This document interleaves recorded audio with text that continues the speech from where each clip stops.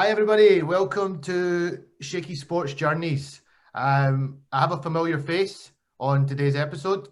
This great man kindly gave me his time yesterday to show me around the Pakistan Cricket Academy, and I've had a great response from many people. That the footage was brilliant. Even some great banter with the legend Saklen Mushtaq. Got to meet another legend in Mohammed Yusuf. Very humbled. I'm joined today by Grant Bradburn again. How are you, sir? I'm great, thanks, Shaky, and thank you very much for having me on. Been following your podcasts, and you're doing a great job, mate. So well done, and yeah, I'm honoured to share some time with you, and yeah, glad you enjoyed yesterday too. I know you've been to National High Performance Centre here across the road, but yeah, just nice to be able to share a little bit of that with your followers and all my friends and fellow cricketers in Scotland, especially. So, yeah, hey, great to see you, mate, and yeah, really happy to share some time with you today. Really appreciate it, Grant. The feeling is very much mutual. Very humbled by the kindness that you've given me and the insight you've given me. Um, Before we launch into talking about your journey, Grant, there was a big game of cricket in Pakistan yesterday that's seen the PSL final contested between Lahore Qalandars and the Karachi Kings. Two big rival cities going head to head. Karachi chased down a quite a modest total that Lahore set. How's the response been over there? And also comments on, we recently lost a great man. Still shocked of the passing of Dean Jones. He was full of life. But I think I seen a tweet that you sent out. I think it was written in the stars that Karachi got over the line.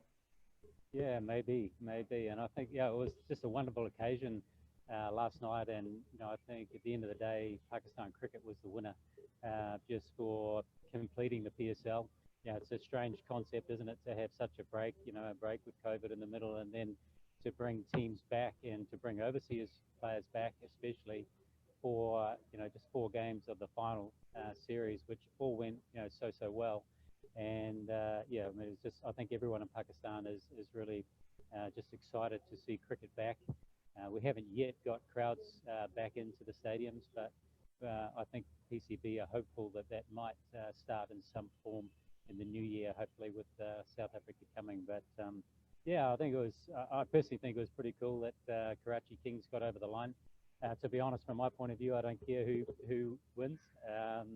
But and in all of the teams, really, there's so many Pakistan players that I've got so much time for and have huge respect for as people and as players. So I was there was no way I was going to choose one team, but I did think it was really fitting that Salman, the owner, and Wazim Akram, lifted the trophy and very much acknowledged the amazing contribution to Pakistan cricket that Dean Jones had made. So that was really cool to see and very touching, I think, for a lot of people. Yeah, no, But yeah, the game itself, I mean, Bubba again showed what Bubba does. He just worked out the surface.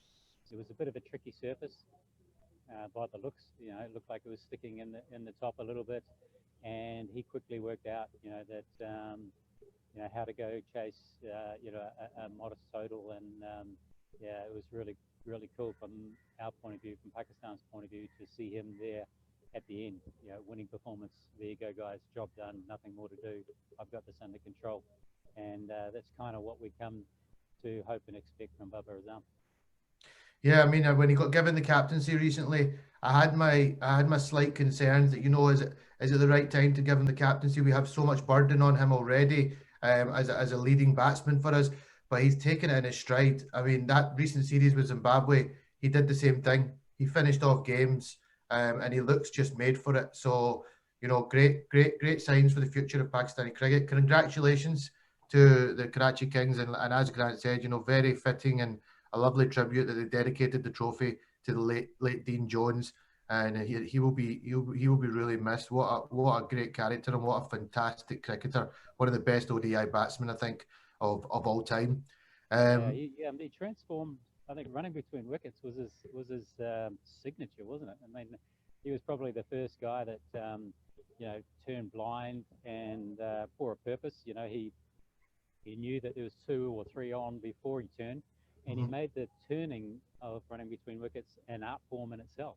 He was so fast, wasn't he? In and out, and just the way he was so aggressive. He was one of the first, wasn't he, worldwide to really take the initiative to the bowlers and actually put them under pressure. So what a wonderful player. And in Pakistan, he's hugely respected for what he's done and what he's left as a legacy here in Pakistan. He was a good friend of Pakistan cricket, and he embraced the culture. He embraced all that Pakistan has to offer, all the wonderful things on and off the park. So he will be missed.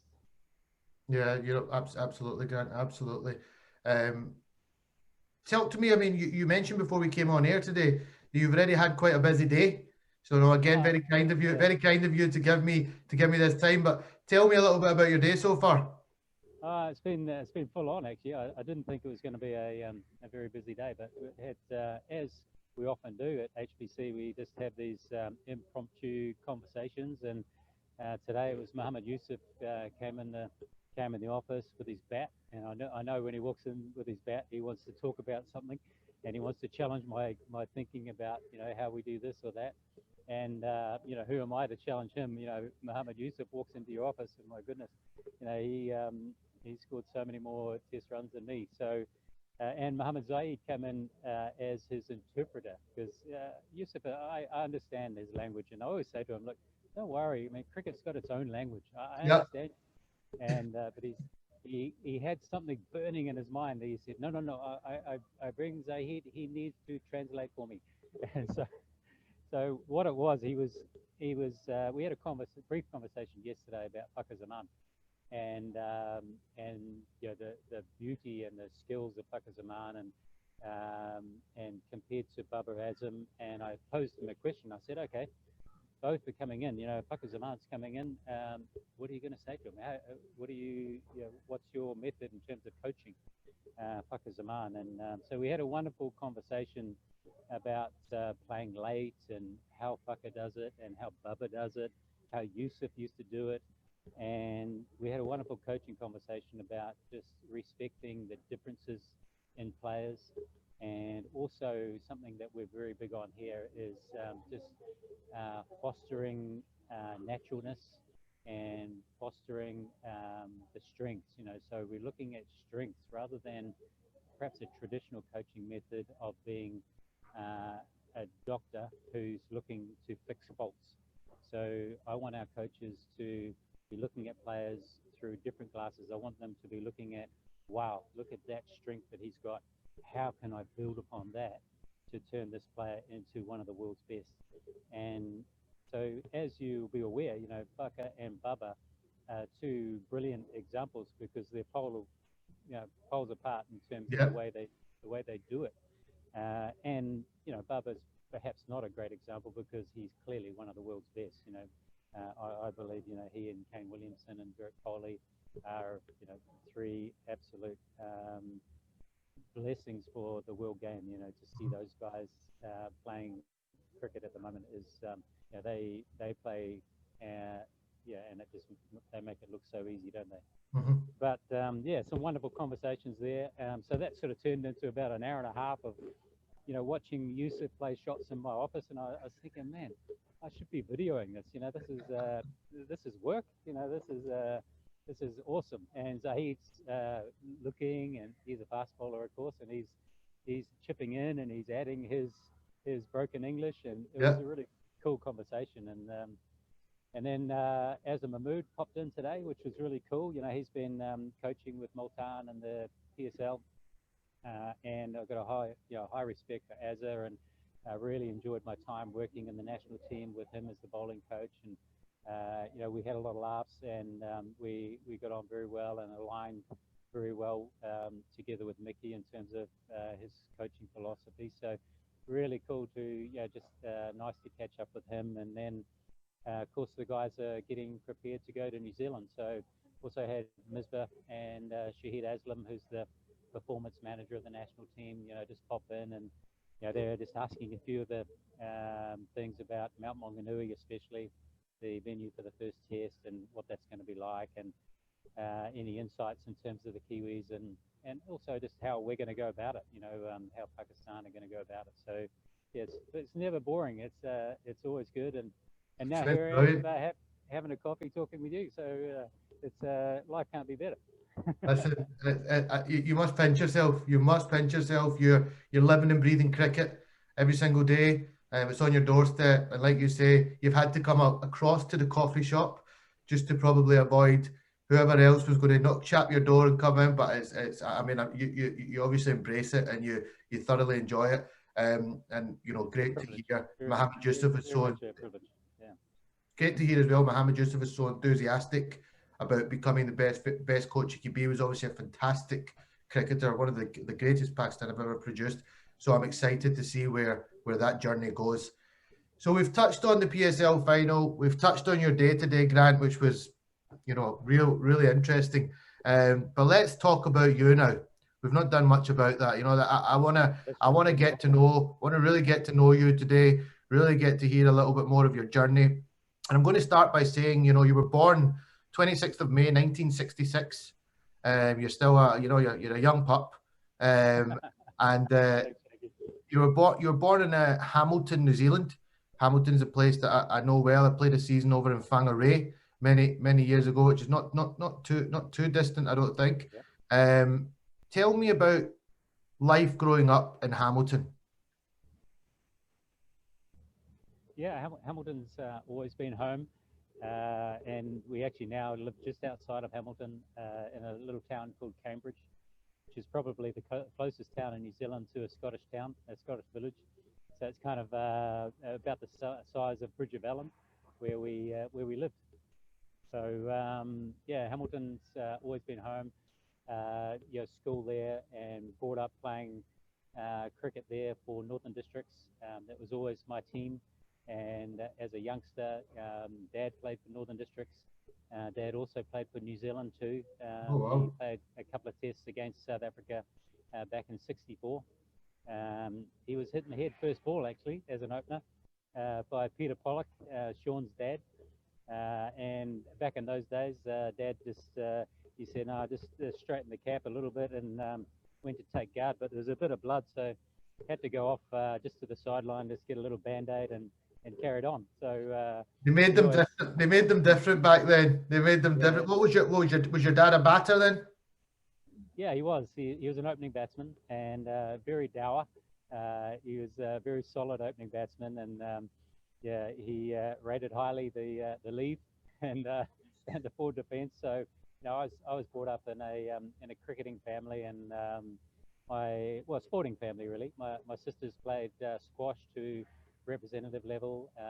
Mum played hockey and netball, and I played a lot of squash as well. And of course, we followed Dad around, as he was playing cricket, and then Mum and Dad followed me around as I was playing cricket and coaching as well. So very fond memories of family, and unfortunately Mum and Dad passed away back in 2008. It's really sad. Mum had she had cirrhosis of the liver, so she had troubles health-wise for a little while, 2 or 3 years, and then unfortunately or fortunately, Dad passed away at Mum's funeral. So he had a heart attack on that evening, and so it was a very sad occasion for us. But we always look at things from a positive viewpoint, and we had one period of grieving, and also it was kind of sweet, that Mum and Dad passed away kind of together, at the same time, or only 5 days apart, but it was almost like he died of a broken heart. So in that way, huge fond memories, but certainly miss them every day, and there's not a day goes by where I don't think about them. And particularly with the journeys that we've been on as a family, Scotland is a classic. We absolutely loved our time in Scotland, and we're so privileged as a family to have that experience. And we would have You know, the one thing that would have made it so much better is if Mum and Dad were still around to, you know, to come and enjoy that with us, and also in Pakistan, you know, it would be they would be visiting here for sure. They would have visited, and they probably would have moved to Scotland. Yeah. And they would have been, you know, absolutely keen supporters of Scottish cricket, and I'm sure they are up there. Listen, Grant, I'm sure Mum and Dad are looking down on you, very, very proud of the man you've become, and you know you've done fantastic things with yourself, and now, like you say, I'm sure they would have soaked up the culture of Scotland and Pakistan, and it's you know it's really sad, and it's sad to hear you know what all you know, it was quite a hit for the Bradburn family. How many children were left behind then? Yeah, I've got two older sisters, and we're very very close, and they've got a number of you know, so a number of nephews and nieces, and they've got kids now too. So we're a large family, and yeah, very close. And Marie, my wife's side of the family, are very very close as well. So I'm extremely lucky, as we all are in cricket, to have supportive and understanding families, you know, that understand and respect what we do. Takes us away from family, you know, a lot, and that's not the desired part of our job, or the easy part of our job, but it also, you know, Marie and I look at it as a way to show our kids, you know, the world, and show our kids how important it is to use your skills, and also follow your dreams, and try and turn your passion into a career. And that's kind of what we've done, and we've shown them Scotland, and you know, they've had some amazing journeys following Pakistan around as well, and now they're kind of old enough to be off doing their own thing. And you know, our attitude has always been to set them free, and to give them that those opportunities to follow their heart and follow their dreams. So we hope that, you know, what we're doing, and which is certainly not a conventional job, is also showing them that it's important that we do that as well, you know, as a couple. Have the family been to Pakistan?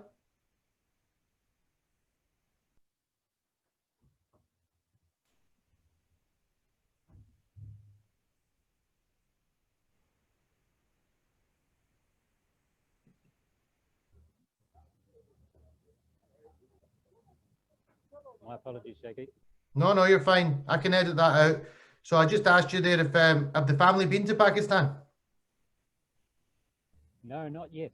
Not yet. Certainly hoping to bring them. Obviously, at the moment with the COVID restrictions, it makes it difficult because not so much getting here, but when they go back home, or when I go back home at the moment, we have to quarantine for 2 weeks. So Yeah. that makes it challenging, you know, for getting out of school for Ella, although I'm sure she wouldn't mind. But yeah, we'll definitely bring them here at some stage, and I'm really looking forward to, you know, sharing with them, you know, a little bit of the life here, and showing our kids especially, you know, the life here, and how wonderful, you know, Pakistan is, and hopefully getting to do a little bit of traveling too. I don't know whether you've been up north, but I've tasted a little bit of up north in the Kashmir, and wow, it's a different world up there. It's very similar to Queenstown at home. So, you know, all those things are really surprising to people that don't know Pakistan, and yeah, but are a wonderful part of Pakistan. So yeah, definitely would love to bring them here at some stage. Listen, it's beautiful to hear. Very inspiring as well. You know, I'm inspired listening to you. You know, I'm on this journey with a great passion, and to hear you say that, you know, you encourage your children to follow their passion, I think is wonderful as parents, and I'm sure you are a fantastic role model for them, and they're very proud of their dad. And you've obviously got a very supportive wife as well, who understands you being away from home. So you're blessed there, Grant, and it's really lovely to hear that. Back to your playing days. Now, I was really impressed to do a bit more research on your actual cricket career of playing. You represented Northern Districts for 16 seasons, and you were obviously a very, very loyal cricketer as well. That's some amount of service you offered the great side there. Is it just you must have loved all 16 seasons? I mean, I'm sure you had ups and downs, but talk to me about those 16 seasons. Yeah, I look back now and realize as a coach, and I'm a far better coach than I was a player, I believe. But as a coach, I now look back and kind of analyze myself as a player and realize that I was a very, very limited player who perhaps got every ounce out of the little skill that I had. And I guess my traits came from my family upbringing that I worked hard at my game. And I was really conscious of putting the hard yards in and working for everything that you got. Dad always had a wonderful saying that nothing worthwhile comes easy, and you've always got to earn your success. And even in my 16th season, he would say the same thing. You've got to earn your spot on this team. Don't take for granted that you're going to be picked this year. And he always reminded me that going out and scoring runs and taking wickets at club level initially was the way to getting into your regional team.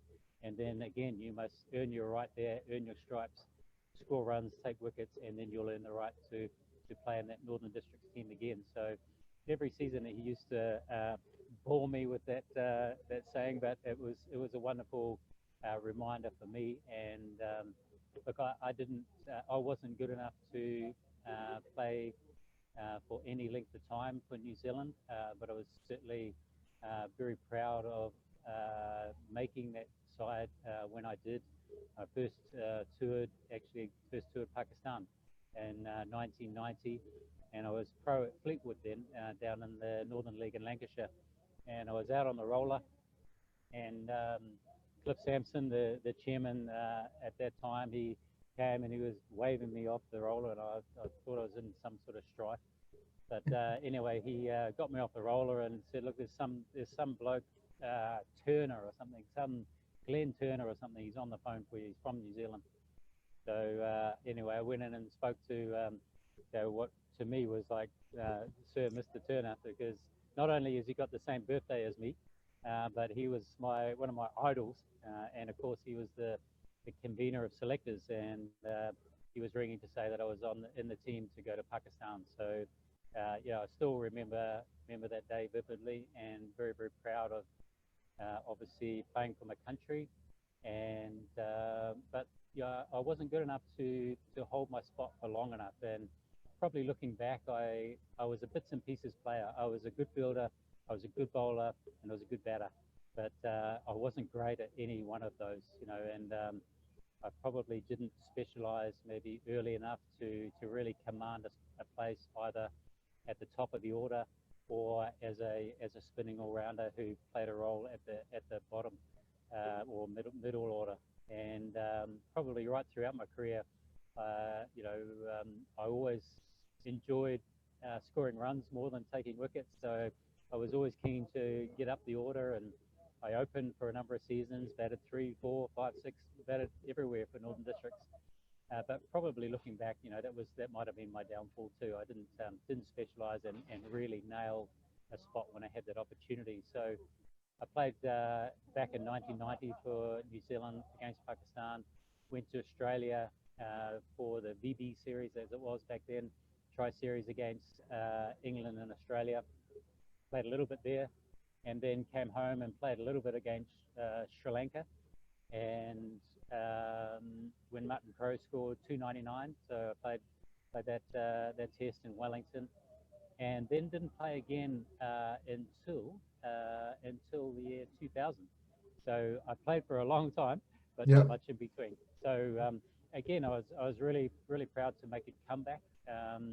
Richard Hadley was the selector then, and he called me back into the side to go to Sri Lanka and also play at home against Pakistan. At that stage, I'd kind of worked my game out a little bit. I'd really perhaps decided, what I was going to be, and my style was a little bit, more defined. I just got a bit more mature, and I think looking back, I didn't really know my game at all in 1990, and probably wasted a lot of those 16 years playing for Northern Districts, not really specialising. So those are all good experiences, though, and for me as a coach now, that really helps me having that hands-on experience to really to really instill in players, when they walk into this environment or in the Scotland environment, it was always my attitude to say, look, this is your time. Your time is now. If not now, when? And really challenge players to really define themselves. What is your gold? Or, what is your super strength that's going to make you one of the world's best players now? Don't wait. Just have the confidence to go out there and show your skills. You've got amazing skills. Don't leave them in the nets. Go and show those skills. And that attitude, I think, all stems from my own experiences. Of just probably not being good enough and maybe not specialising early enough. So they're all wonderful experiences that I wouldn't change.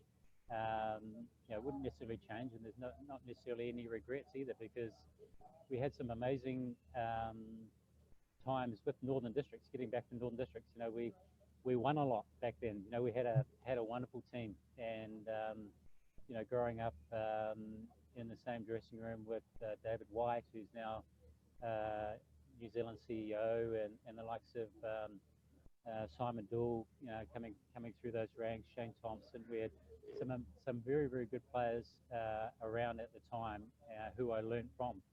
Early on, Jeff Howard was in our side, first captain. Lance Cairns, I learned so much from Lance. He's a wonderful man, and he knows the game so well. And I learned so much from just being in the dressing room and listening to him. And then Chris Cairns came through into our team around that time when I was just coming through as well. And so we were very lucky. We were shown by the older guys just how to win cricket, how to win games, and that was something that I'm blessed with now to really also have as a coaching philosophy that winning performance is key. I don't look at runs, wickets, averages, or aggregates. I just look at players and I analyse how many times has that guy moved the game in our favour, and so that'll sort of stems from that type of chat being in our dressing room when Lance Cairns was around. He was such a wonderful man. He didn't care about looking good. He just cared about the situation. Go and win that situation.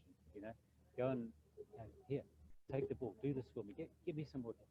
Or they just have a wonderful way of inspiring you. So really, really cool upbringing, and we were really lucky to win a lot. And then post my career, I went into throughout my career I always coached, and so coaching was something that was a passion. It wasn't just a job. It was something that I really loved, and I've always loved helping people be as good as they can be. And I think that's important as a coach too. Coaches, we're really teachers, and you kind of either got that or you haven't. There's certain things within that, within a coach that I don't think you can learn. You just have to have that passion for it and passion for wanting other people to get better. I coached for a while, but also I had a really good relationship with Billy Bowden, the umpire. Yes. As a the crooked finger. The crooked finger, a bit like mine. We were good mates, and he was umpiring, and as a player, we were good mates. And Billy was a sports retailer by trade, so he had a sports shop up in Orewa, north of Auckland. And when I was doing some coaching around the schools, he said, "Hey, Biggs, why don't you just sell a bit of stuff on our behalf? I'll give you a little bag as you're going around the schools, and you can sell some playground balls and netballs and rugby balls and a bit of cricket gear. And I did that for a while, and it went well. So Billy said, well, hey, look, let's open a shop in Hamilton, which we did. And I worked for him for about 3.5 years while I was playing as well. And it was wonderful, wonderful opportunity to, while I was still in my playing career, to learn some other skills, just to learn the ins and outs of retailing and wholesaling and selling and customer relations. Man, it was so good, dealing with staff was brilliant. And then after about 3.5 years, Billy was keen for me to invest in the business, and I was keen too. So, but then an opportunity came up at the cricket ground in Hamilton, actually, to open up a little pro shop on the side of the ground. So we opened up a shop there, which we had for 13 years. And Billy was a bit of a pain in the ass by then. So I said, Billy, look, you do your thing up there, and I'll do mine. So he was more than happy with that. And so I ran my own shop for 13 years until a year after I took the Scotland job. So when I initially took the Scotland job, we still had the shop as well, and I had staff running it for me for the first 6 months of the Scotland role. But we wanted to enjoy Scotland, and we didn't want to be, getting home 8 or 9 o'clock at night and then having another job to tend to, during the hours of evening. So we sold the shop at that stage, which was great, and enabled us to really focus on enjoying that opportunity and delving right into the opportunity in Scotland too. Yeah, so that brings us then just for the viewers, you coached. You started as a Northern District's A-team coach. You did New Zealand under-19s. The man that kindly gave me my debut for Scotland, Andy Moles, got offered the New Zealand job, which then seen you take the main role as Northern District's head coach. That obviously got the attention when you interviewed for the role for the Cricket Scotland role, and you were offered the job, and over you came to sunny Scotland. You're crazy, Grant. Don't know what you were thinking. In April 2014, we at the time, we were in a bit of a, we were going okay. I think we'd qualified over in New Zealand and played some really good cricket. And in particular, the man that you were going to work closely with as your captain, Preston Momsen, had a fantastic tournament. And that's seen us qualify for the 2015 World Cup. So you were coming into the role with something quite exciting on the horizon. But tell me about just early days, getting offered the job. You came over with all your family. It was, I believe you got 3 children, or is it 4 children, Grant? Yeah, 3 kids. Yeah. 3 children. I think your boy actually played a bit of cricket for Stirling County, if I'm right in saying. Yeah, he ended up playing for Scotland A actually. And that's right. Yeah, that's right. In the 19 squad. So Tom's a very keen cricketer. Still is. He's just started his season back home. So, but it was a wonderful time for all of the family. Yeah, a very privileged time. And rightly or wrongly, throughout my coaching career, I've always said, kind of at the start of my tenure, that 4 or 5 years in the role is enough, and you need to be either moving on to a new role or reinventing yourself as a coach and keep developing and keep bringing something new to the role. So after 4 or 5 years of finishing playing, I then got seriously into coaching, and when I was coaching the A's, and then ended up coaching Northern Districts, and we had a very, very successful time. And we were blessed to have a wonderful team at that stage. Kane Williamson debuted during that time. We had Corey Anderson, Ish Sodhi, Tim Southey, BJ Watling, Daniel Flynn, Trent Bolt. So we had a very, very strong side, and we won a lot during that 5 years. 4 titles in 5 years was a really successful time, and we had, for me, it was a really rich learning experience. But I always felt that it was a bit comfortable for me, because having played 16 years for Northern Districts, Dad played with Northern Districts.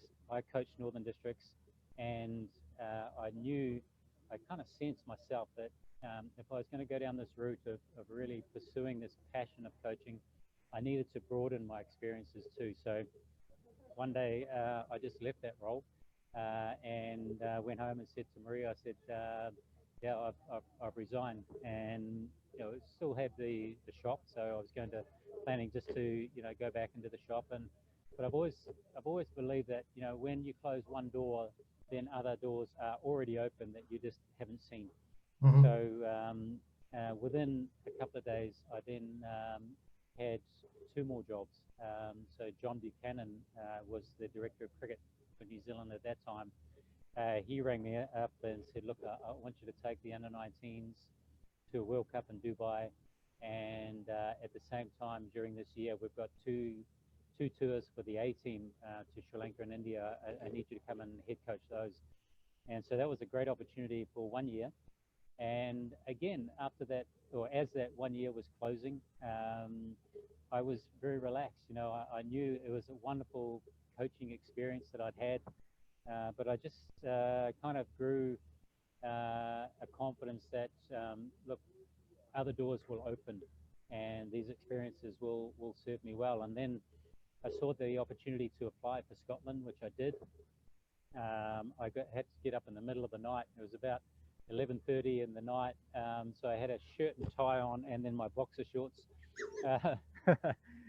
Being interviewed by Andy Tennant, and Andy and I just kind of clicked.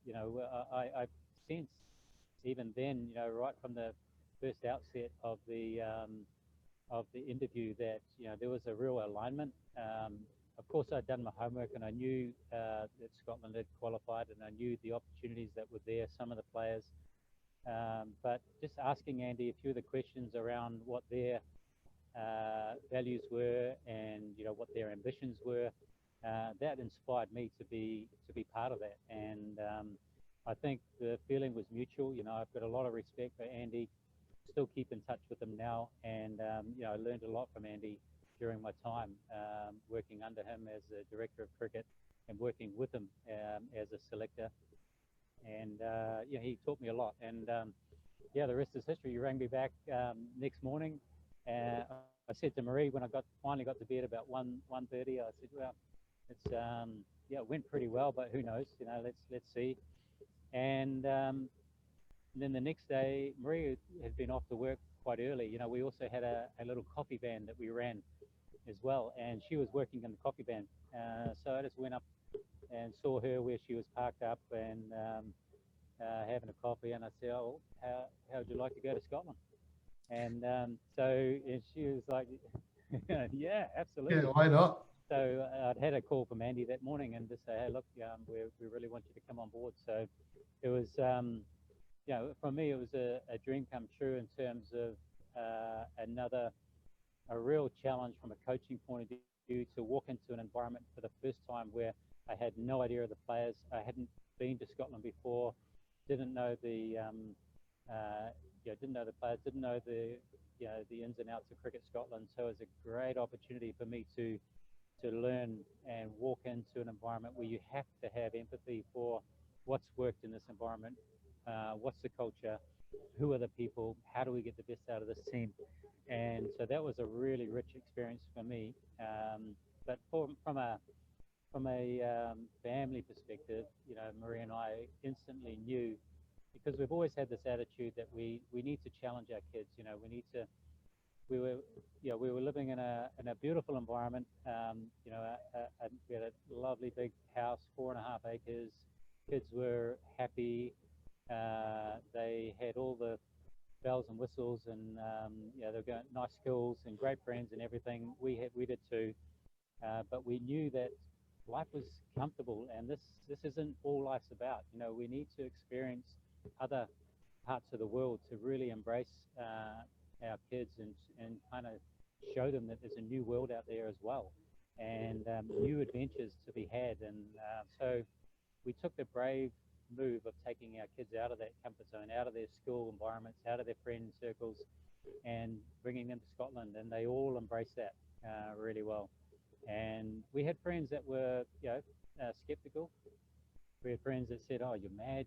This is going to be so tough for the kids." But I think, you could ask all the kids individually now, how valuable it's been for them, and they would, without doubt, saying it's one of the coolest parts of their life, and it will be forever. Um, there's we all miss home, we all miss New Zealand and parts of it, but we all embraced, what Scotland had to offer and the opportunities that were there.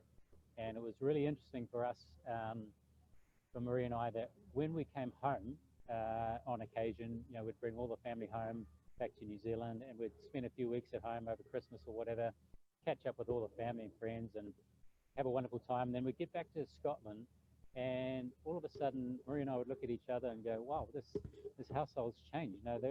These kids are happy. They're which it's not easy as parents to keep them happy, but what we realized is that they were getting back home. They realized kids were just doing the same stuff. That some of them had gone backwards. The friends were still there. Mm-hmm. Home was still home, but here they were. They all of a sudden the penny dropped. They had this amazing opportunity to live and breathe and be in a place like Scotland and develop new friends, see new things, experience new things, live together as a family. And yeah, they really appreciated that once they saw that, well, New Zealand's still New Zealand. Yeah. It's little old New Zealand. It's only tiny. The opportunities there are small. I mean, everyone loves New Zealand. Yeah, it's a nice, clean, green place, but opportunities are minimal. It's small. You can't go jump on the train and go to Edinburgh or Glasgow and experience what it's got. So yeah, those things, Shaky, were money can't buy those experiences that we've given Jack, Tom, and Ella. They all have grown so much, in terms of that opportunity in Scotland, and I will always be indebted to Andy and Cricket Scotland for giving us that opportunity. It really will always be, a really rich part of our lives, and I'm not talking money terms, just in terms of what it's offered us as a family. Well, I'll echo that. Big shout out to Andy Tennant. Had the pleasure of playing under Andy's coaching from a very young age, and I can echo what you're saying. He hails from a place called Prestwick, which is at the back end of nowhere. But he's really done a lot for Cricket Scotland, and now he's involved in hockey, which I've never ever got the chance to talk to him about that, because I don't know what Andy knows about hockey, but he must be doing something. He must be doing something right. Now talking about your actual squad. Now I know all of the guys personally that you came in to coach. A lot of great cricketers, to name a few. Kyle Coetzer, fantastic cricketer. Preston Momsen. Players of the likes of Majid Haq, off spinner, very talented. And then you had a real couple of, I think the boy Michael Leask is a really talented boy, and since you took over the job, I think you unearthed a couple of more great talents, i.e. the likes of George Munsey, who came through as well. How did you feel when you walked in and you had your first couple of sessions, and did you knew a World Cup was on the horizon? Were you going back to your house and thinking we're doomed, or were you thinking, these boys can play? I always felt that these boys can play. Always felt that, and the timing of my visit to Scotland, I'm also indebted to that. I think good coaches also get things right in terms of their timing of their tenure, and it was a wonderful time for me in terms of initially taking on a team with experienced players of the likes you've mentioned there. Ian Woodlaw again was another one. Rob Taylor as well at that time. Potentially for Scotland anyway, kind of at their peak or peaking towards being a really strong unit. So that side was difficult to pick, but not as difficult as I would have liked. And what I mean by that is I quickly realized that we had some good players. We didn't have enough players. We didn't have enough depth because there was complacency in a lot of those players as well, because there was no challenge for positions in a lot of positions. So I quickly realized that we needed to build that depth, to build the not the pride for playing for Scotland. That was wow. I was blown away with how proud everyone is to don the thistle and to play for Scotland. That was a wonderful part. But there was just an acceptance which didn't wash with me, and I've got a feeling that that's why Andy related to me as well. That I don't like to come second, and I'm used to. I don't mind losing, but I don't tolerate the attitude of accepting losing. And one of my mantras is continual improvement. And in fact, it's part of my selection philosophy that you must. I believe in Kaizen, so the Japanese philosophy of never doing things the same and expecting a different result. So if your result is the same, so with Scotland always coming second or not quite winning or just having some amazing almost victories, that was evident right from the outset that there was a little bit of a culture of that, and I knew that I had to take some time to really understand the environment first, to then work out how we were going to shift that culture. Shukriya, thank you. And it really took me, or took us, I should say, definitely what I consider the success in Scotland is only down to the team that we had around us, players first. We had some amazing players, like the likes of Preston and Kyle and Condalanga, just three wonderful human beings, three wonderful players, and three people who I relied on heavily to drive a lot of the change that we wanted to drive. But the whole Cricket Scotland staff at the time, Malcolm Cannon, who I worked under for a great deal of time, Andy Tennant, Craig Wright, Simon Smith. Oh my goodness, what a gem of a person, what an amazing performance manager, what an amazing trainer. Toby Bailey, brilliant. Murray McPhail, amazing. And together, we were just so lucky that we had a real connection and an understanding of how we needed to go about shifting this environment. So initially, I know you wanted to touch on the World Cup, which we should. Initially, we weren't happy with results, of course. We wanted to go there. We're expecting to win at least one game, and we felt we should have won at least one game. And coming away from the World Cup only added to the pile of almost victories for Scotland, which we then used, which I'll talk to you about in a minute, we then used in a way to inspire change. But, the World Cup, the Afghanistan game still haunts, as it does, I'm sure, most of our players and staff, that they showed their guts and determination not to lose to us. There was no way that they wanted to lose to us, and they showed their class and their fighting spirit that Pathans have.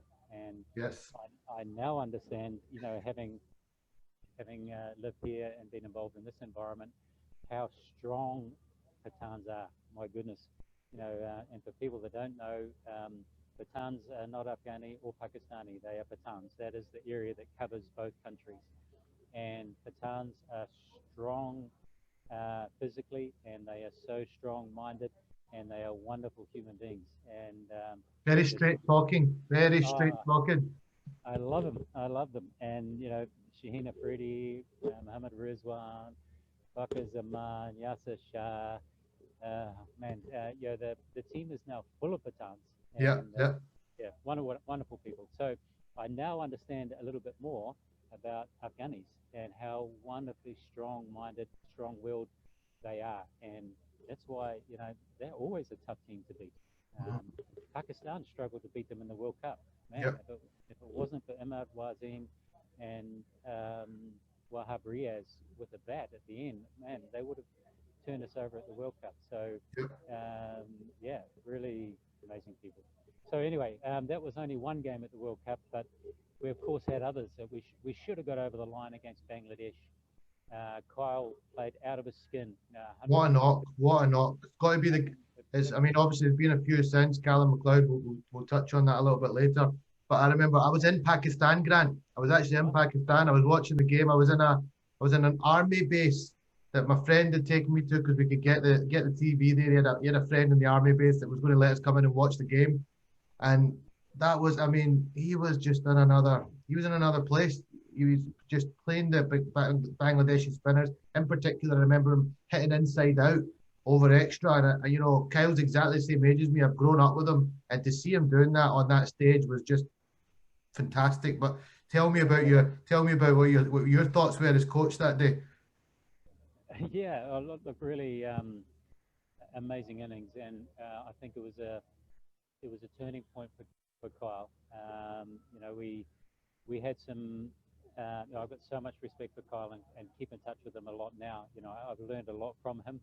I've learned a lot from Preston Momsen as well. I've learned that he doesn't bring his wallet when it comes to going out for a coffee. Typical South African. Typical South African. Yeah, he had a wonderful rendition of the haka when we went to pay. Sorry, coach. But no, in all seriousness, wonderful man, and he did so much for the team, as did Condalanga. Wonderful, wonderful human being. But Kyle, we had some challenging times too. I don't know whether you're aware that, and I'm sure Kyle won't mind me sharing that. Leading into the T20 qualifier in Ireland, when Kyle was sort of drifting or cementing a spot in Durham from Northants, he for me was no cert in our team. Although he was captain in some formats, he was no cert in the T20 team. I felt that our T20 team had moved on significantly, and as a coach, one of the key measures for me in batting is BASRA. I don't look at strike rate only. I look at strike rate plus average. And if you look at the best players in the world right now, it's about 180 is the combination of strike rate and average. And that's the same whether you open the batting or whether you bat 8, 9, or 10. It should be 180. And Kyle's was very low. It was one sort of 25, 130, and just wasn't good enough. And Kyle had spoken to me. He said, "Look, in the past I've been asked to, anchor the team, and I need to bat through.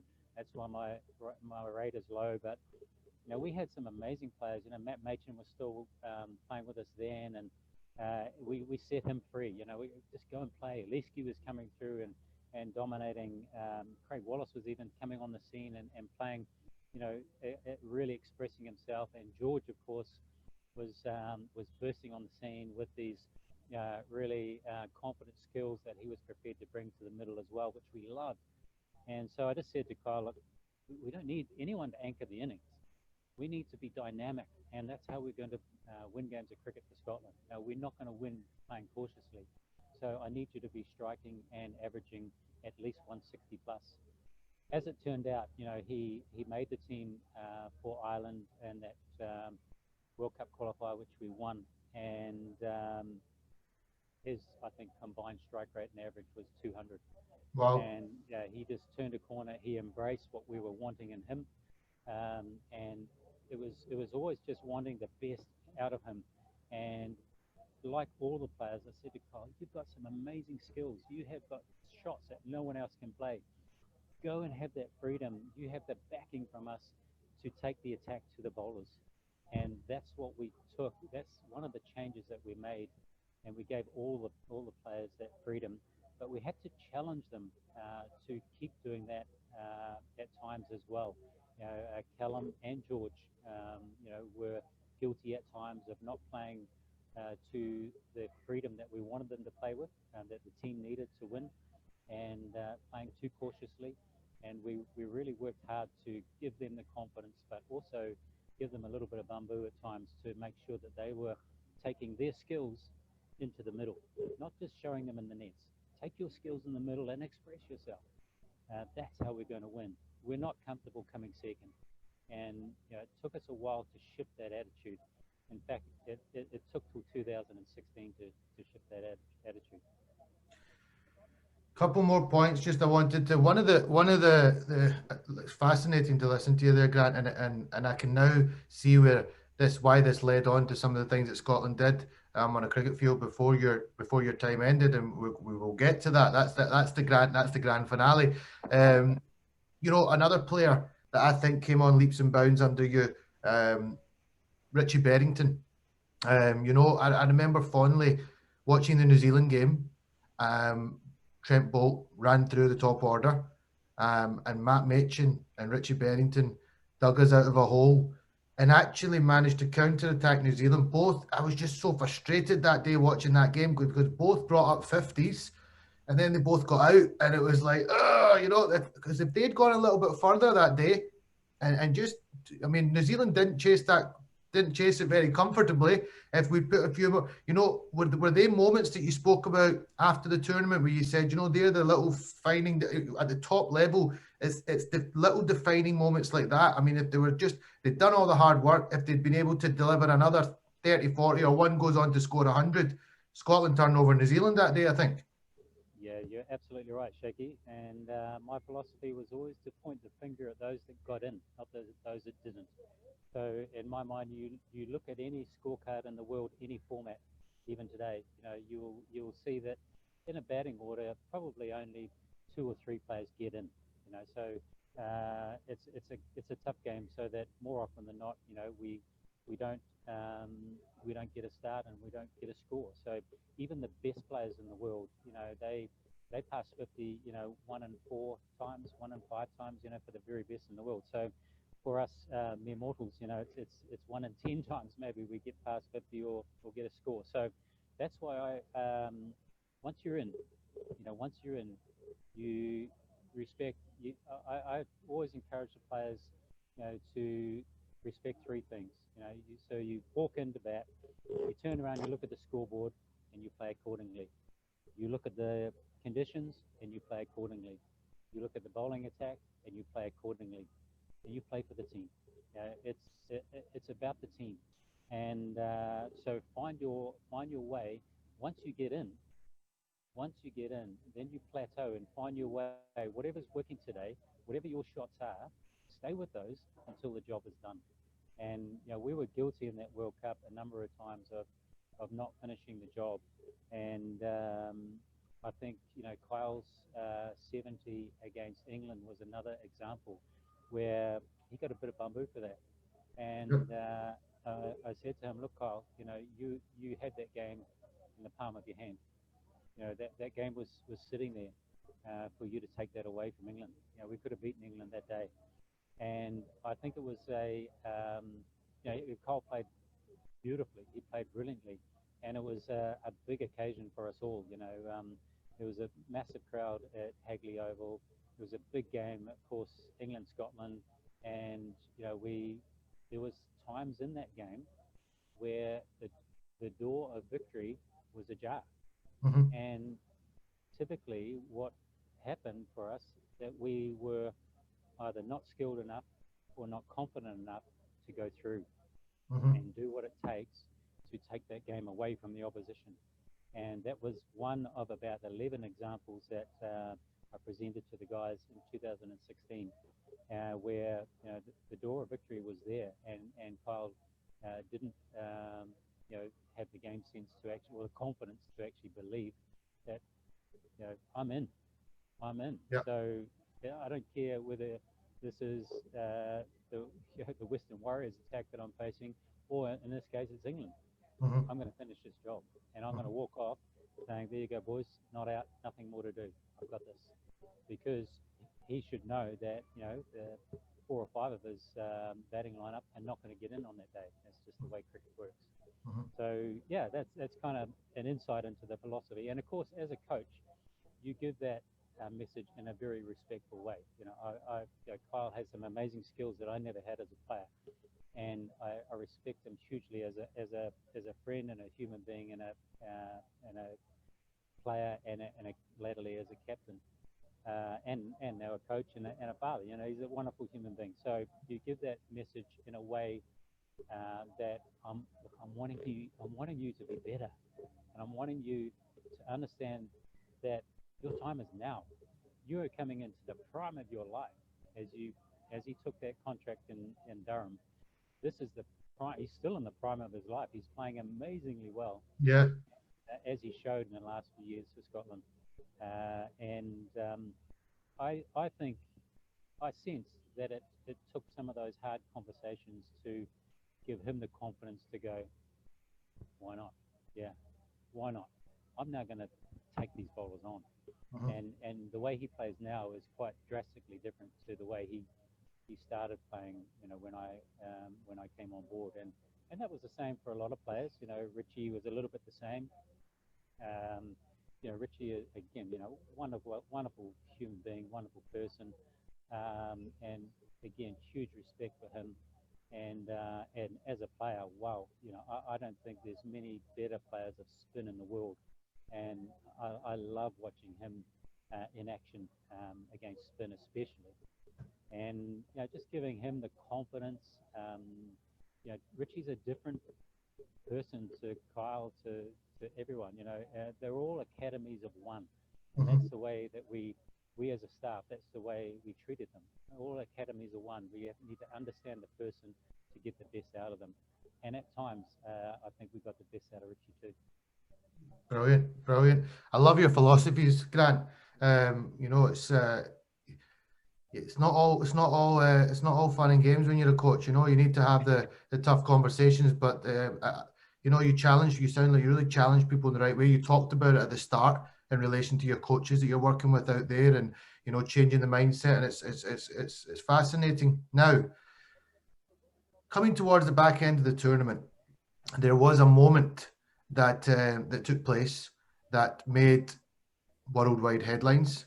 A close friend of mine, Majid Hack, decided, I believe he'd been left out of, I think it was the Australian game or Sri Lanka game. He had been left out, and Majid sent out a tweet that it's public knowledge. The tweet was along the lines of always difficult when you're in the minority, hashtag race.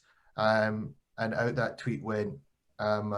He probably at the time, he doesn't exactly have a million followers or anything on his Twitter, but obviously things snowball affected. And I wanted to talk to you about that today because from a few different points of view, I want to hear your viewpoints on it and your side of the story. And I also want to hear about as a coach, it's not always about, dealing with, right, mate, you should have made 100 there and you shouldn't have got out for 70. There's other challenges that come along the way as well. So I wanted to put the ball into your court and say, take me back to where you were, how you got news of this, and what took place and your thoughts. Yeah, sure.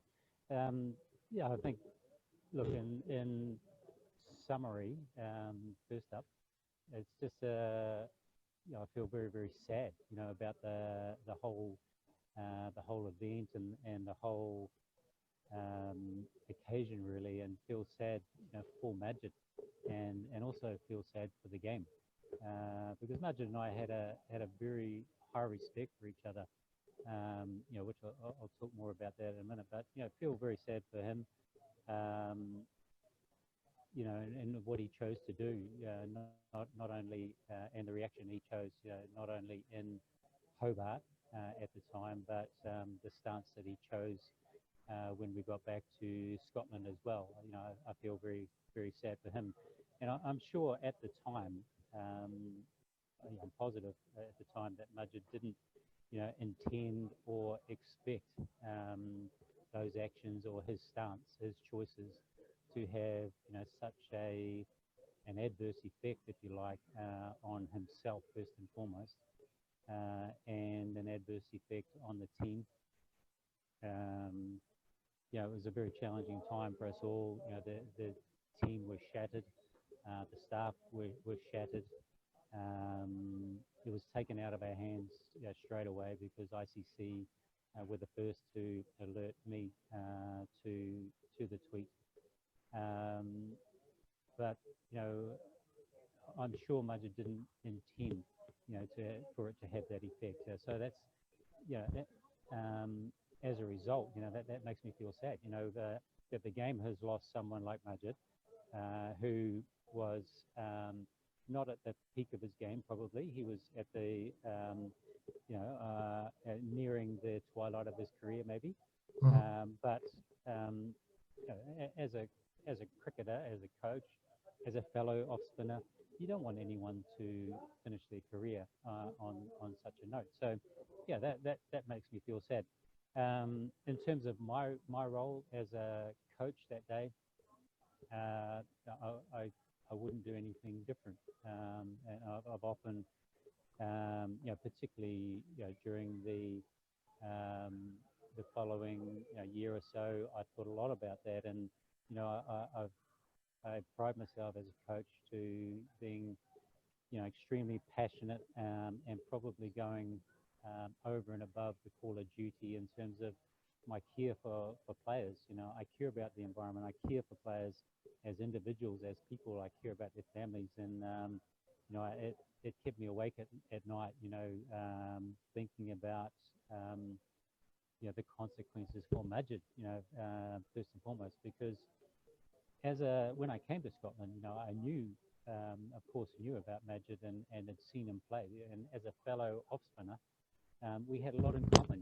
We had a lot of wonderful conversations. Like I was saying today,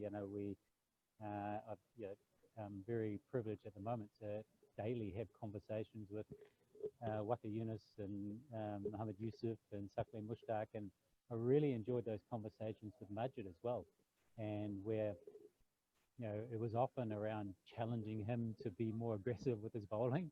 He's a wonderful bowler. He's got wonderful control of his flight. He seemingly bowls slow, but he's got so much on the ball and so much overspin. He's got a wonderful ability to drop the ball. And I know I've ran past a few a few through the years. That 24-yarder is a very frustrating ball. Yeah, no, it's a wonderful ball. So yeah, we had a lot in common and a lot of great conversations where I would try and challenge him to bring his game more to our thinking of wanting to be attacking, and part of attacking was our philosophy of aggression to take wickets. The best way to contain a team moving forward, coming out of the World Cup and learning what we learned even before the World Cup, we knew that we couldn't just sit back and have a victory come on our laps. We had to go get it. We had to bowl sides out, and at times that meant we had to have attacking fields, and that was something that Majid wasn't overly comfortable with. I can imagine. We had some. He likes his economy. Yeah, exactly. So we had some good conversations around that. But outside of the game too, we had some wonderful meals together. He'd of course at the time, I wasn't to know that I was going to come into work for Pakistan, but he taught me a lot about the Muslim culture. We don't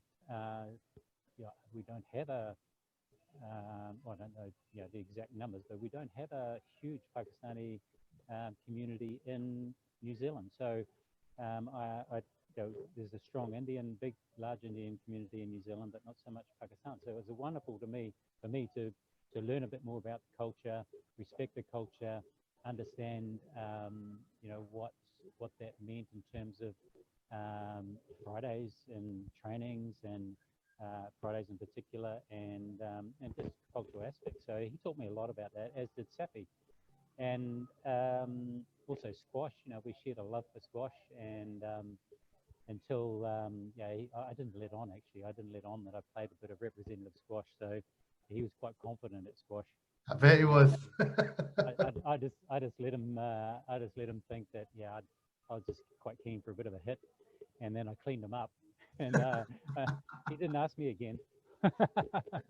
But Yeah, those were cool occasions because, from a coach player perspective and developing those strong relationships and having that respect for each other, those moments were treasured and those moments were really important. So anyway, bringing back to Hobart, we arrived in Hobart after the loss we talked about where Kyle got 156 against Bangladesh. We arrived in Aussie knowing that we couldn't go any further in the competition.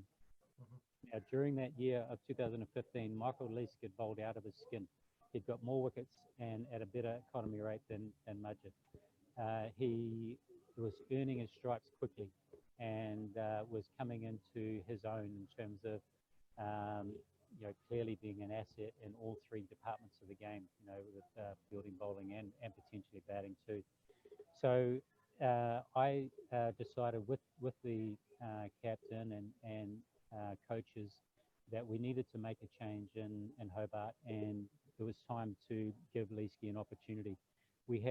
I had spoken to Majid before the World Cup and said, look, I don't want you to be wondering, am I going to play? Because he knew that Leesky was coming too. He knew that Leesky was bowling well. But I wanted to give that assurance to Majid at the start of the World Cup. Look, you are our key spinner. We're going to look to you to win us games in the World Cup, and you will get that first opportunity. So, and I like to give all that clarity to my players. And Leesky too. Leesky knew that he was on the bench, but he was supporting Madge, and he was there if any injuries occurred or we needed two spinners, Leesky would come in. But he knew that he wasn't going to play that first part of the World Cup. When it got to Hobart, we couldn't go any further in the tournament. It was time to give Michael a game, and it was time to make changes in the team. Now, my philosophy is, as a coach, is to have huge respect for the players, and this comes from being 12th man a lot as a player myself, and not being told in the right way or not being communicated at all. But my philosophy is to have those conversations with the player as soon as I am firm that this is going to be a change. And generally that is the day before the game. And I always like to give that message the day before so that we arrive on the day, the 11 know what their role is, whether they're playing or not. There's none of this coming into a huddle and then naming the team. All the players are clear. Yep, I'm in, this is my role. Or I'm not on the team and I can be annoyed and pissed off with the coach, and I can have those conversations the night before, but I'm going to get over that. And when it comes to the day, I'm going to give my all to the team because that's what it's about. So that's my philosophy anyway. So, of course, I gave Majid the same respect that I would give any player. And I called him downstairs at the hotel and for a coffee.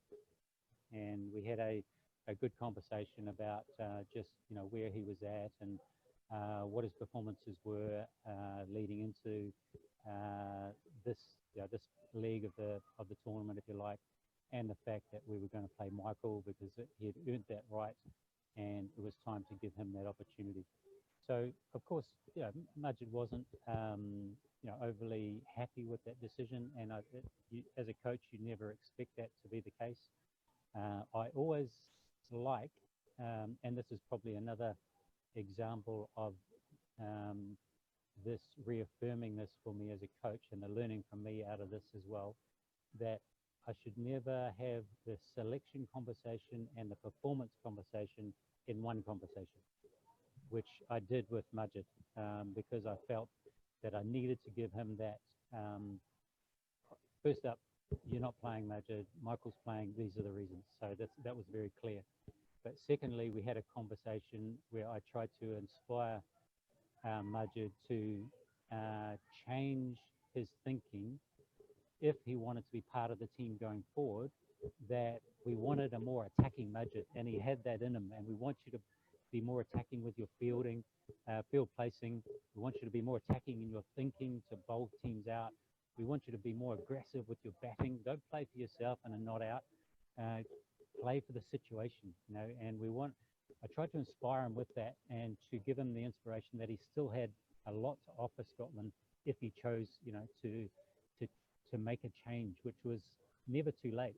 Because they were the same type of conversations that I'd had with Kyle. So I had both conversations in one, which ended up being too long a conversation. And I know as a player that, and I respect now that was a big thing for Majid to be dropped out of the team. So when I told him you're not going to be playing, that was probably all that was needed in that conversation. And then as a coach, I've learned now to open the opportunity. Look, I know you're going to be disappointed with that. I'm going to let you think about that and digest that. But I'm also going to catch up with you later on this evening or tomorrow morning, whenever it may be. And then we can have a performance conversation so I can assist you to see how you can get back into this team.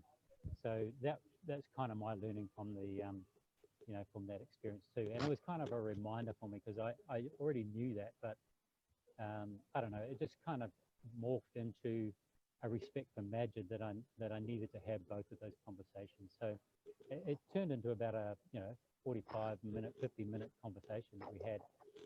And then unfortunately, he put that tweet out, which then kind of took things out of our hands. It's the ICC certainly jumped on us, and then it was as a coach, it was out of my hands. It was our chairman at the time, Keith Oliver, was there on tour, and board member was on tour as well. And so then it was left to the executive to make decisions on what now. So as I said right at the start, what I feel in reflection is just great sadness, really.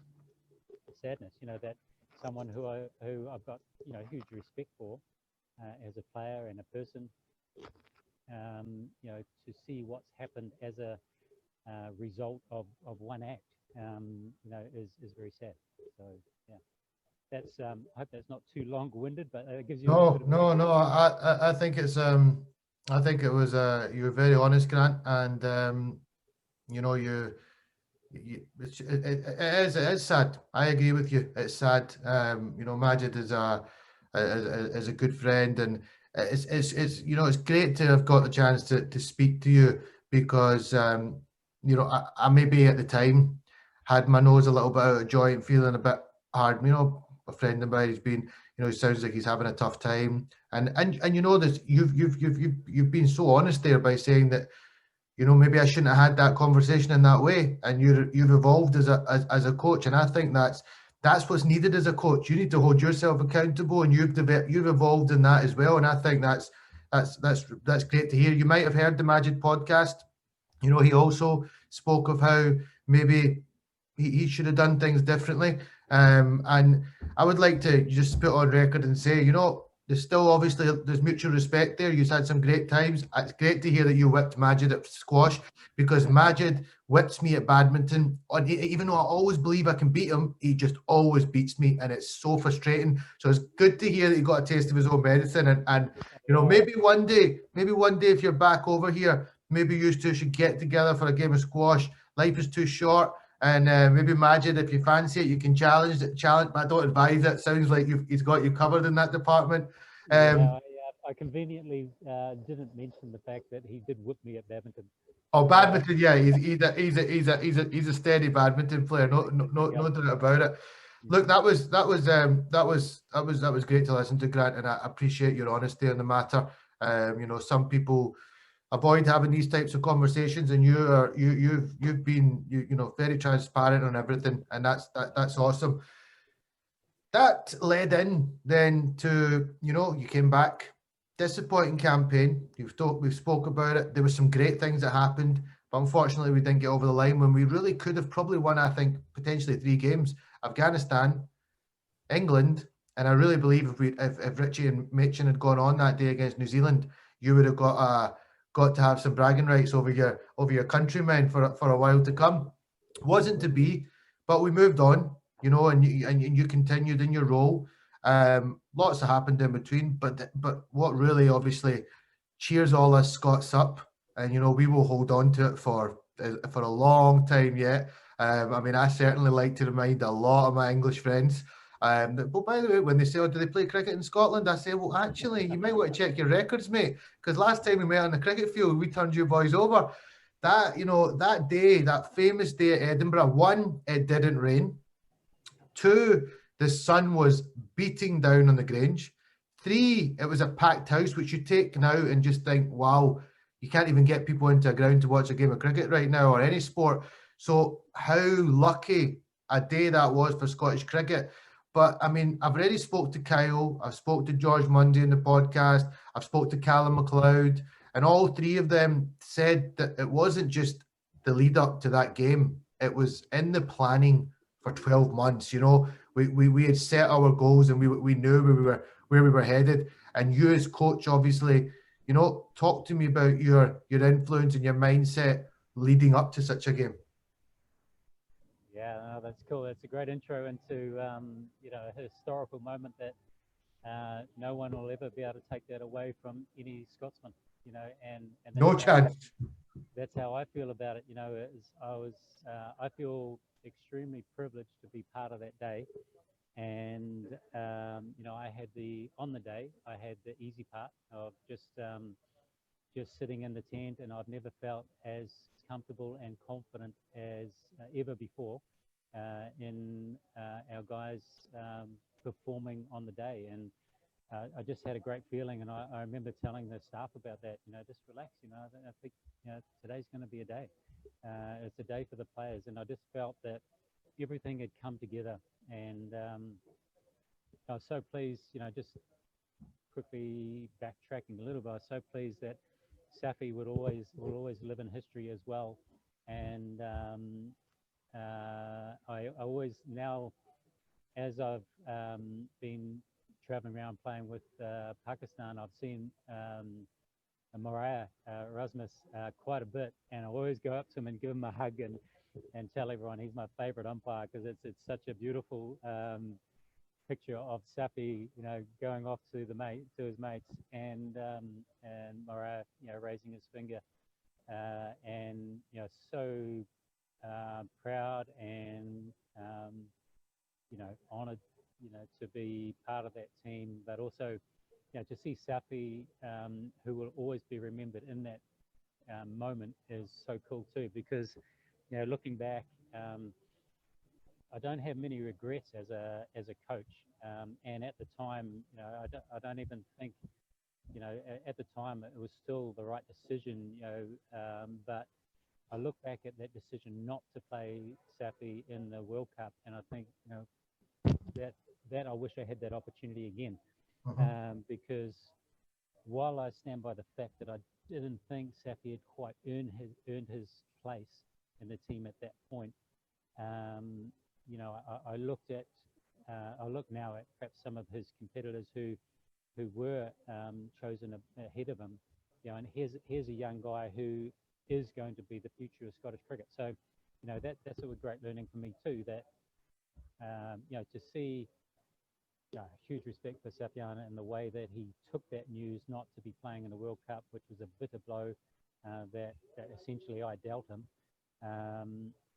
But to see his reaction, you know, in the following years, and the way that he just took that upon himself to go, right, I am going to get better, and I am going to improve, and I'm going to, you know, whether it be showing me or show everyone that I deserve to be in this team. And for him to be the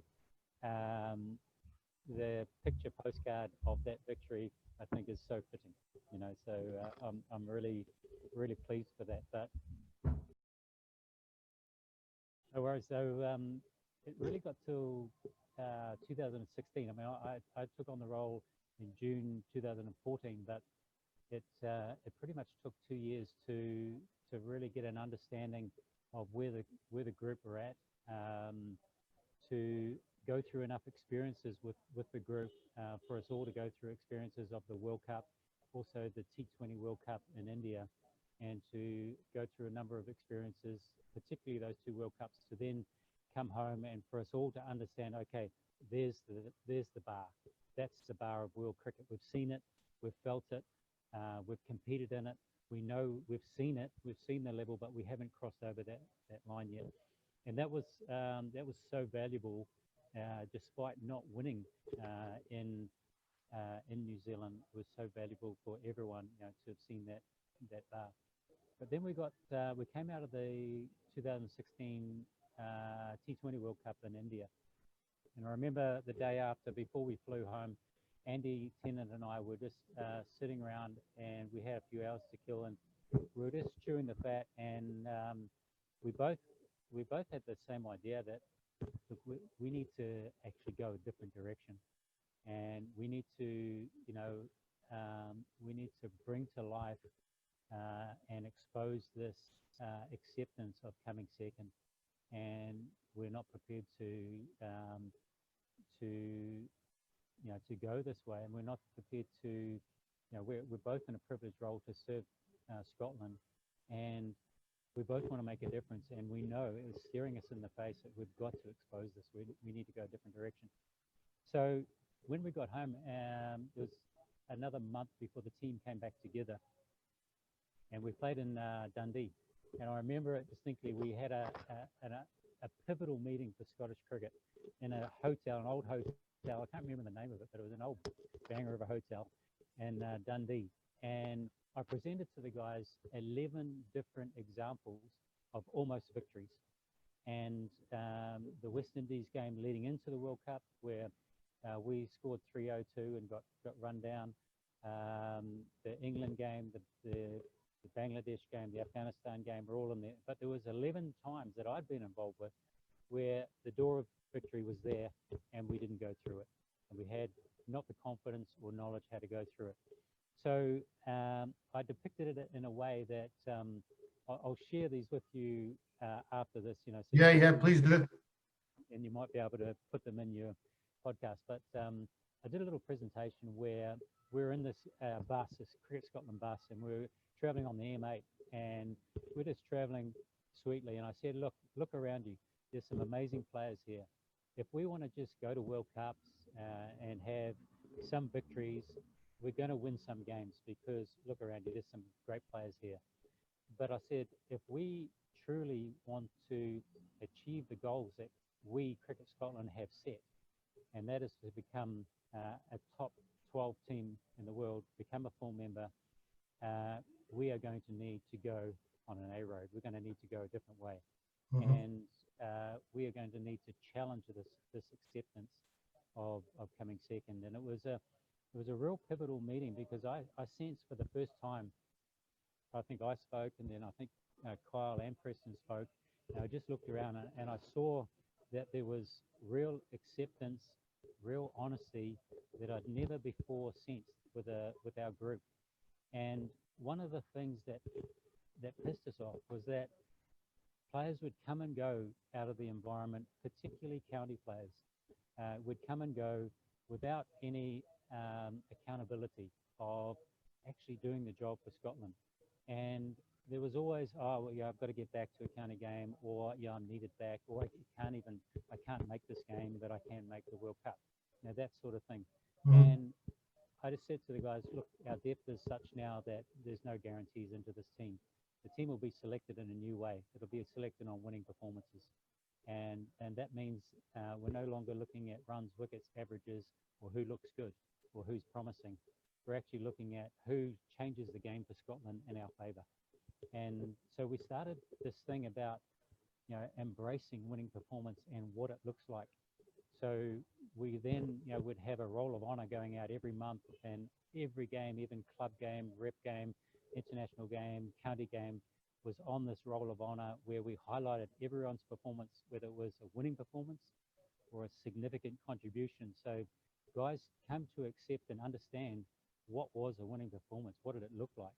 We started using this language in our training, and it drastically transformed things.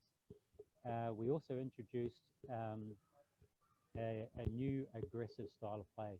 We agreed that we can't be timid. We must use our skills. We've got skills. We're not bringing them to the table, so we must use them. And that was a pivotal thing. There was quite a challenging thing that we brought in as well at the same time. We brought in a review system. So a little peer review system took 20 minutes. And we gave this a lot of thought, because even the guys that had to go back to county scene after a game, they were made, we sometimes did this remotely on WhatsApp, a little review system where they were accountable for their performance, and they were accountable for their preparation to the game. They were accountable for their dismissal, their winning performance, significant contribution, was then being assessed and measured by their peers, not by us coaches, by their peers. So all of a sudden, in small groups, the guys were they're challenging each other. And that was an amazing little gem that we brought in as staff, because very quickly the staff stood back and the guys would run this process themselves.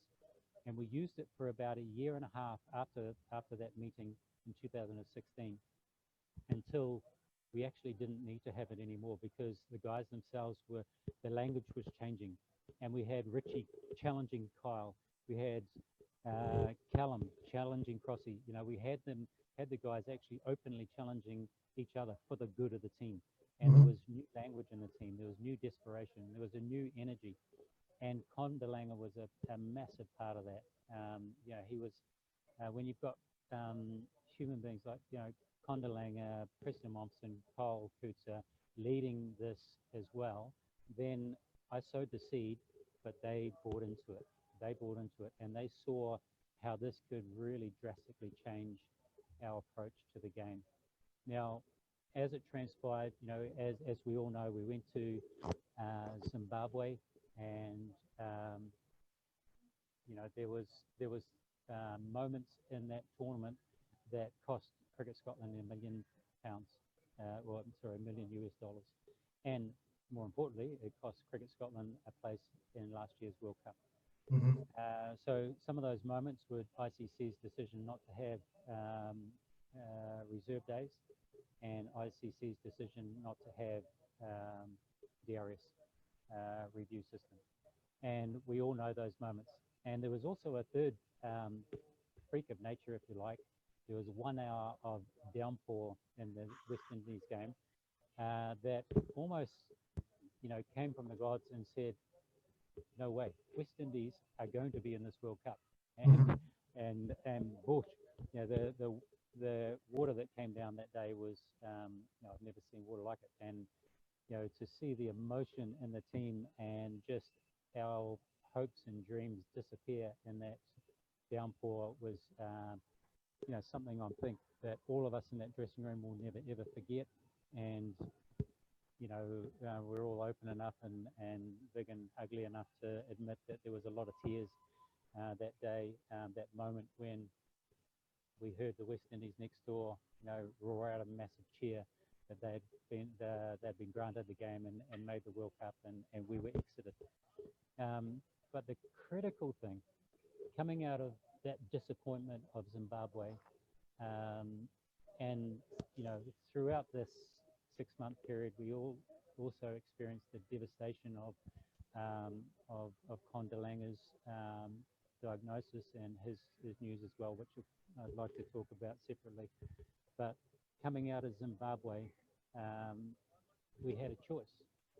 And I said to the guys in a survey on the way home, I said, we can choose the expected way to arrive back to Scotland and accept all the pity and all the sorrow about the rain and the DRS and Bradburn should have been out and Richie was not out and all this. But that ain't going to help us. I said to the guys very clearly that the reason we didn't win that game is because we chose at a critical moment when Chris Gale was bowling and Ashwin Nurse was bowling, we chose to go back into our shell, which we hadn't done all tournament and all of the last 6 months. We'd played so aggressively, we'd taken the game to the opposition so well that we were winning games. We weren't waiting for teams to lose it. We were winning games. And for that moment of 16 overs, where we scored 42 runs for the 4th wicket, that's what I look back on. And unfortunately, it was 2 of our most experienced players at the wicket at that time, and Callum and Richie, who felt the pressure and closed up. You know, Richie, as we know, could put Chris Gale into the stands any day. Callum, as we know, can reverse sweep and sweep anyone out of the park, as he did 12 weeks later in the Grange.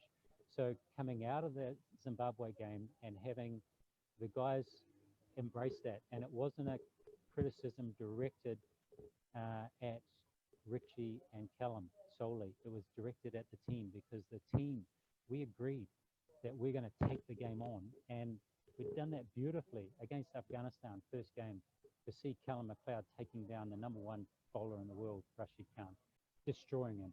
And that was a great example. And just at that moment, we didn't do it. So we agreed that when we come back for this series against England in 12 weeks' time, we ain't going to accept pity. We ain't going to blame the weather or blame umpiring or blame ICC. We're going to get better. We are going to stick to what we know has been working for us for a year and a half, and we are going to be aggressive against England. And, when we came together that day before, 2 days before we come together, as you don't get a week to prepare in associate world. You only get 2 days. And myself and the staff, we agreed that we don't need to train. Look, we've been playing domestic cricket, and we've been playing club cricket. I know it's not international cricket. England will claim that they were underdone and it was the start of their season, but we hadn't played since Zim. We hadn't played for 3 months. Yeah. We hadn't played a decent game of cricket. So, but I had that much confidence in the way the guys had accepted that review and the comments that came back from individuals about, accepted, let's focus on that, not every other excuse. And we had that much confidence that we dumped our gear in at the Grange. I said to the guys, right, let's go. And we went into the woods. We went and did the treetops climbing together for a day, put the guys out of their comfort zone. And then we had a wonderful evening together at the Dunblane Hydro. What a building. Scottish building. And, I remember, we had a wonderful meal together. We just shared some time together because we hadn't been together for 3 months. It was wonderful to get back together and just gel. And then the next morning before we went to train, we just had a chat. And it was a very small chat, I remember, that I just said to the guys, I said, if not now, when? And if not who, why not you? So I just said to them, I said, look, England will be beaten one day by Scotland. That will happen. Look around you. If not you, why not? If not now, when? So that was pretty much all that was needed to be said.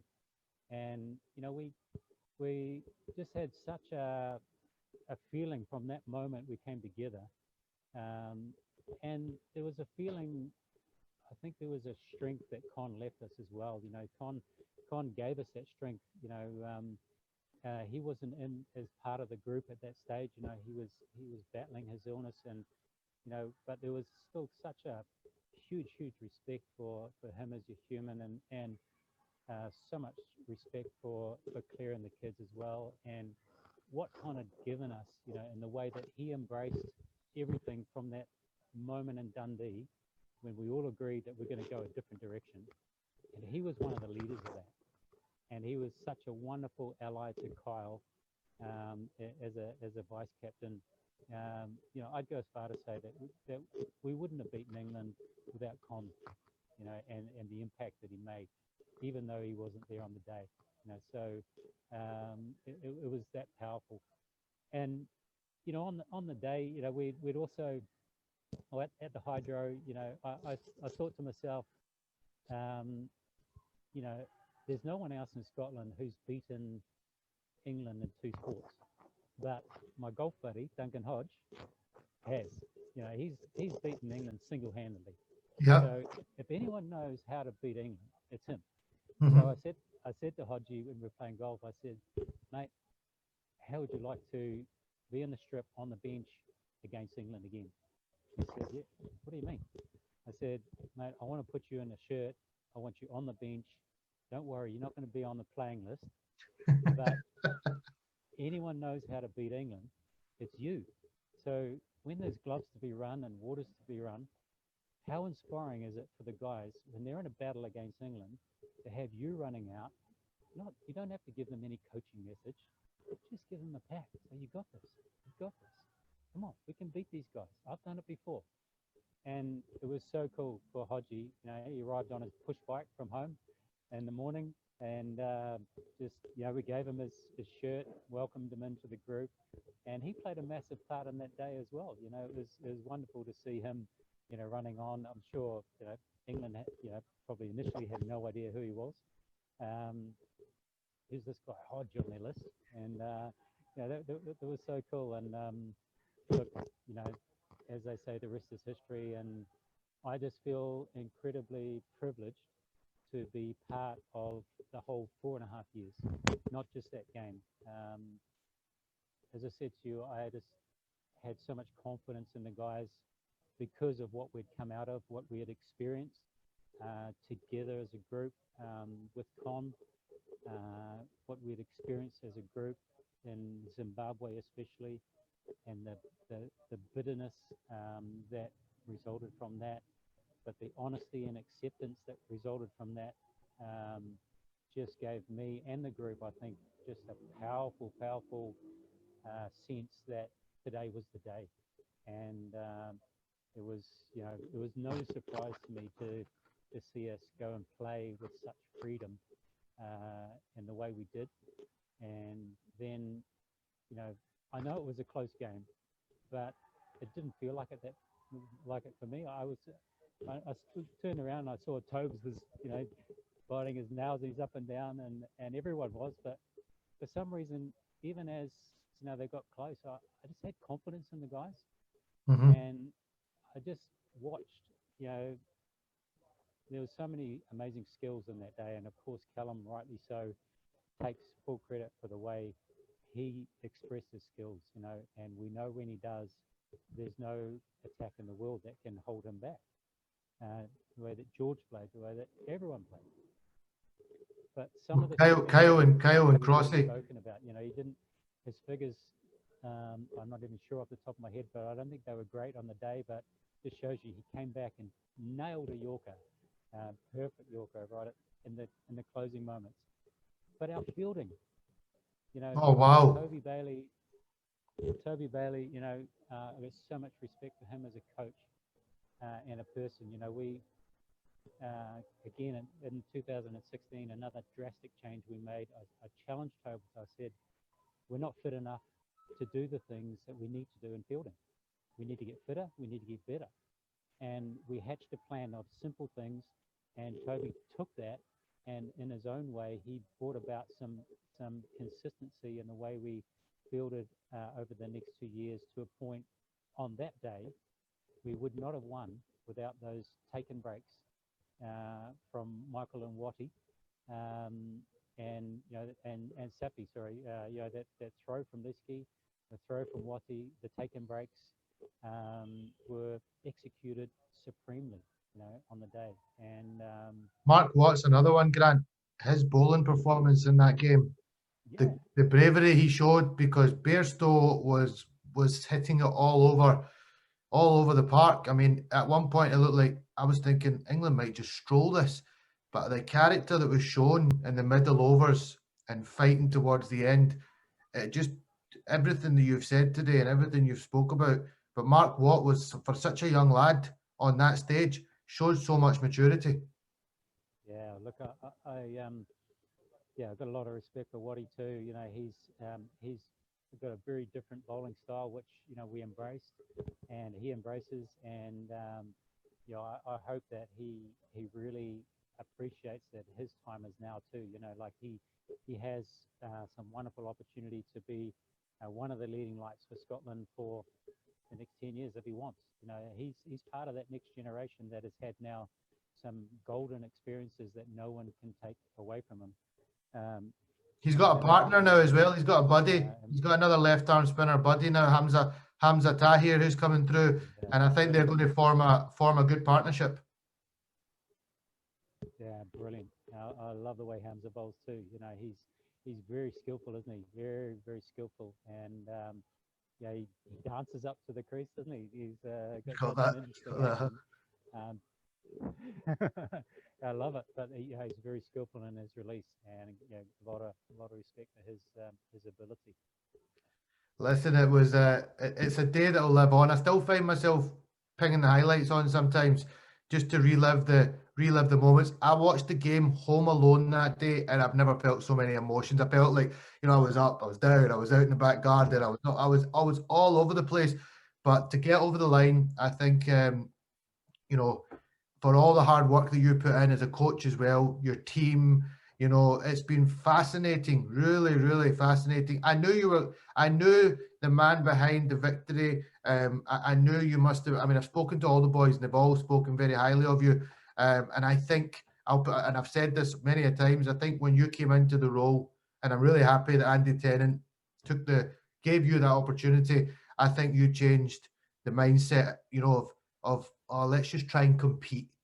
Let's try and get 250 and let's put them in a bit of a game and at least let the scorecard look good. That nonsense, if you want to change things, I mean, Ireland cricket had already shown it. Adrian Birrell had led them to some famous victories at World Cups. And I think you certainly have shifted that mindset. I think the guy who's come in now, Shane Berger, who I've had on the podcast as well, he's got a really ambitious mindset. He's not here to want to come second best either. So I think if he takes on from where you've led off, unfortunately due to the virus and etc., it's slowed things up for everybody. But I'm excited to see where he goes. It's great that you still have such a keen interest in what's happening over in Scotland, and that just leads us into. I mean, we've covered so much. I'm not going to talk too much about the Pakistan role because I think we've covered it quite a lot. We've spoken about what you're doing in Pakistan. You initially took the fielding coach role, which we're very successful with. You work with Mickey Arthur, you're now close working with the Misbah Hack and all the rest of your team. I hope we can continue building relations. I would love to do some stuff with you further down the line. But I just want to say honestly, from the bottom of my heart, thank you ever so much. You truly have given me unbelievable insight, to see the National Academy and to hear your insight into the Grant Bradburn journey and in particular the Scottish journey. I'll be forever grateful, and I think people are going to absolutely love listening to this. I'll go now on record again and say probably my favourite podcast. You've had me absolutely. I normally talk too much, Grant. I've been more than happy to sit comfy in my seat and listen to you chat away. I bet you say that to everyone. No. And I'll put the tweet on record. I'm going to be very transparent. It's been it's not that all my other guests have not been great. It's just getting into the mindset and to hear from a high end, top performing coach. I've not really been able to get that insight. Shane Berger was really good, and it was great to listen to him. But he's young in the job, and he's got a lot of journey to go on yet. And it'll be fascinating to talk to him again, maybe in 10 years' time. But you've been through some real, done the World Cups, you've been at different, come from New Zealand, gone different cultural changes, family moving around. It's been fascinating to listen to, really. So I'm not lying to you, Grant. I don't say that to everybody.